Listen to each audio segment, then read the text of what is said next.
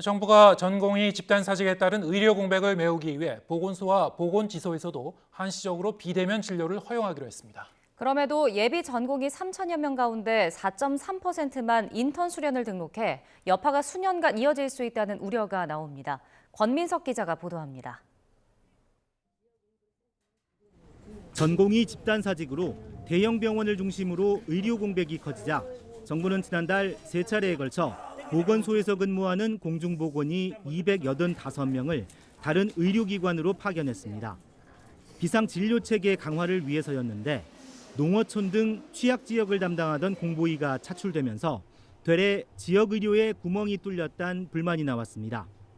이 같은 악순환을 완화하기 위해 정부가 전국 보건소 246곳과 보건지소 1,341곳에서도 의사를 직접 만나지 않고 진찰받는 비대면 진료를 한시적으로 허용하기로 했습니다.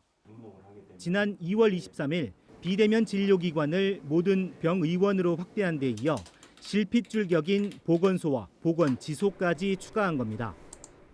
이에 따라 경증 질환자는 지역 보건소나 보건지소에서 비대면 진료를 통해 상담과 처방을 받을 수 있게 됐습니다. 공중보건의사 파견이 시작된 이후 전라남도 등 일부 지자체는 지역 보건기관의 일부 공백이 발생한 것을 우려하여 보건소와 보건지소에 비대면 진료를 허용해달라고 요청한 바 있습니다. 정부의 고육책이 계속되고 있지만 상황은 악화일로입니다. 올해 인턴 과정을 시작해야 하는 예비 전공의는 모두 3,068명. 이 가운데 상반기 인턴 수련 등록을 마친 건 131명으로 4.3%에 불과했습니다.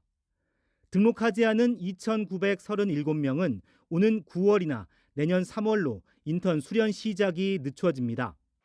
전공의가 인턴 1년에 레지던트 3, 4년을 거쳐 전문의가 되는 걸 고려하면 당장 내년 3월부터 레지던트 숫자가 대폭 줄어들 수 있습니다.